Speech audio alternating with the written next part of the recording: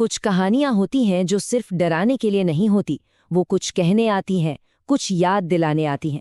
आज हम एक ऐसी ही कहानी की बात करने वाले हैं, रतनपुर गांव के उस डाकिये की कहानी जिसकी चिट्ठियां मौत का पैगाम बनकर आती थीं। लेकिन जैसा कि अक्सर होता है, इस डर के पीछे भी एक बहुत गहरा राज छिपा हुआ था, एक राज जो अन्याय और पश्चाताप की स्याही से लिखा गया था। और ये वो चेतावनी थी जो सूरज को मिली। बेचारा शहर से उसका तबादला हुआ था रतनपुर के एक सुनसान, बारिश में डूबे डाक खाने में, और आते ही उसे ये सलाह दी गई। लेकिन उसने क्या किया? उसने इसे महज एक अंधविश्वास समझा, और बस यही उसकी सबसे बड़ी गलती थी। तो चलिए कहानी के पहले हिस्से में चलते हैं। यहाँ हमें एक मजेदार टकराव देखने को मिलता है। एक तरफ है सूरज की अपनी लॉजिकल दुनिया, और दूसरी तरफ है गांव वाले और उनका गहरा जमा हुआ डर। मतलब सोचिए, एक पढ़ा लिखा शहरी लड़का और सामने एक ऐसा खौफ जिसने पूरे गांव को जकड़ रखा है। तो सूरज पहुंचता है रतनपुर। ठंड की पहली बारिश हो रही है, और आते ही गांव वाले उसे घेर लेते हैं, उस डाकखाने के बारे में चेतावनी देते हैं। अब सूरज के लिए, अरे भाई, चिट्ठी तो चिट्ठी होती है, कागज का टुकड़ा, काम काम होता है। उसे लगा कि ये सब गांव वालों की काम चोरी है, उनका वहम है, बस ठंड और बारिश का बहाना बनाकर काम से बचना चाहते हैं, और कुछ नहीं। और यहाँ पर यह टकराव बिल्कुल साफ हो जाता है। सूरज कहता है, चिट्ठी तो चिट्ठी है, कोई भूत प्रेत थोड़ी मिलेंगे। लेकिन गांव वाले, जिनमें वो सफाई कर्मचारी कमलू भी था, वो क्या कहते हैं? वो आदमी नहीं है साहब, छलावा है। मतलब सूरज के लिए सब कुछ सिंपल है, पर गांव वालों के लिए ये एक जानलेवा खतरा है। वो उसे छलावा कहते हैं, एक ऐसा भरम जो इंसान का रूप लेकर आता है। और ऐसा नहीं है कि ये डर हवा में था, कोई सुनी सुनाई बात थी, नहीं। गांव के लोगों ने, जैसे कमलू और माया ने, सूरज को अपनी आंखों देखी आप बीती सुनाई। उन्होंने बताया कि कैसे मोहन चाचा ने एक चिट्ठी पढ़ी और अगली सुबह एक अजीब सी भयानक मुस्कान के साथ मिले और फिर कभी नहीं उठे। या फिर माया का चचेरा भाई रमेश, उसने भी चिट्ठी पढ़ी थी और वो डाकिया उसे अपने साथ ले गया। चेतावनी साफ थी, डाकिया ठंडी बारिश में आता है और जो भी उसकी चिट्ठी पढ़ता है उसे ले जाता है। अच्छा, अब कहानी में एक ऐसा मोड़ आता है जहां ये पूरा डर जो अब तक बाहर की दुनिया में था, वो अचानक से सूरज के लिए बहुत पर्सनल हो जाता है। एक चिट्ठी, एक खास चिट्ठी जो सीधा उसके अतीत के दरवाजे पर दस्तक देती है और सूरज के हर तर्क को, हर हिम्मत को झकझोर कर रख देती है। तो होता यह है कि सूरज का सब्र अब टूट चुका था। वो गांव वालों के इस अंधविश्वास से, इस आलस से तंग आ गया था। उसने ठान लिया कि वो खुद ही डाक छाटेगा, और वो सीधा घुस गया उस धूल भरे पुराने चिट्ठियों वाले कमरे में। वही कमरा जहां जाने से पूरा गांव डरता था। बेचारे को क्या पता था कि अंदर उसका इंतजार चिट्ठियां नहीं बल्कि एक भयानक सच कर रहा था। अंदर का नजारा, बाप रे, पूरा कमरा धूल से अटा पड़ा था। हर तरफ पुरानी, बिना पते वाली चिट्ठियां बिखरी हुई थीं। एक अजीब सी खामोशी, एक वीरानी थी वहां। और उसी कबाड़ के ढेर में अचानक सूरज की नजर एक चिट्ठी पर टिक गई। वो बाकियों से थोड़ी अलग लग रही थी। और उस चिट्ठी पर जो लिखा था, जरा सोचिए सूरज पर क्या गुजरी होगी। उस पर लिखा था, तुम्हारी माँ तुमको छोड़कर नहीं गई, उसके साथ हादसा हुआ था। एक ऐसा राज जिसे सूरज के सिवा इस दुनिया में कोई नहीं जानता था। एक ऐसा दर्द जो वो सालों से अपने अंदर दबाए बैठा था।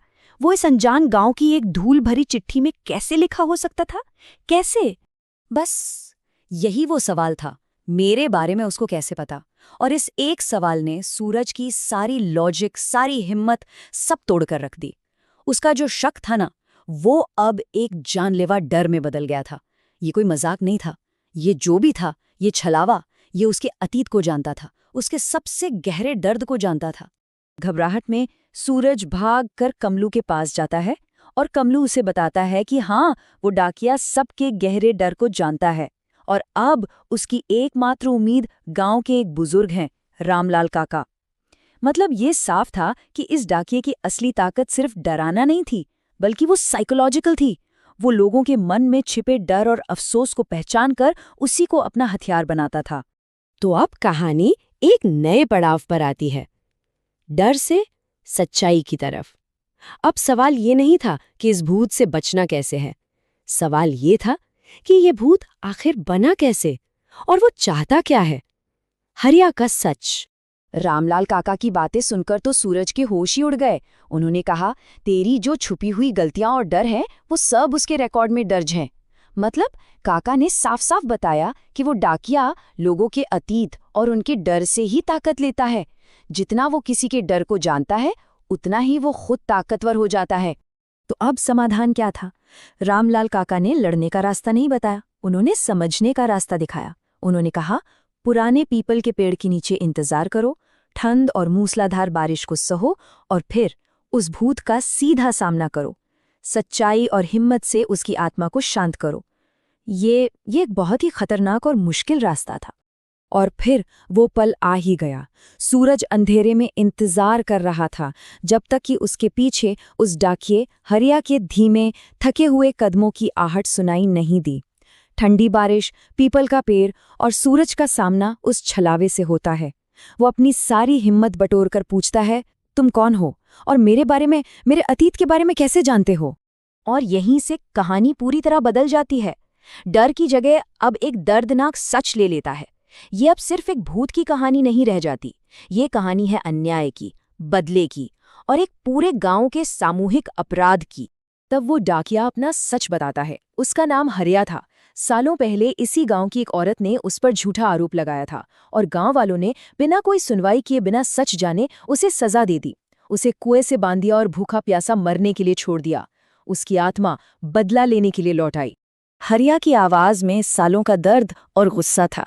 वो कहता है, इन सब गांव वालों ने बिना सच जाने मुझे दोषी बना दिया। उसकी नाराजगी सिर्फ अपनी मौत से नहीं थी, उसकी नाराजगी इस बात से थी कि किसी ने सच जानने की जहमत तक नहीं उठाई। और यही वो अन्याय था जिसने उसकी आत्मा को इतने सालों से कैद कर रखा था। और ये कहानी का सबसे जरूरी मोड़ था। सूरज ने हरिया को वो चीज ऑफर की जो उसे बदले से भी ज्यादा चाहिए थी, न्याय, सच्चाई की पहचान। सूरज ने तर्क दिया कि आज के गांव वालों को अपने पुरखों के पापों की सजा क्यों मिले। उसने वादा किया कि वो पूरे गांव को हरिया की सच्ची कहानी बताएगा, उसके नाम पर लगे दाग को हमेशा हमेशा के लिए मिटा देगा। तो अब हम कहानी के आखिर में आ पहुंचे हैं, जहां एक समाधान तो है लेकिन साथ ही एक बहुत गहरी सीख भी है, एक अंतिम चेतावनी। और ये सिर्फ रतनपुर के लिए नहीं है, शायद हम सबके लिए है।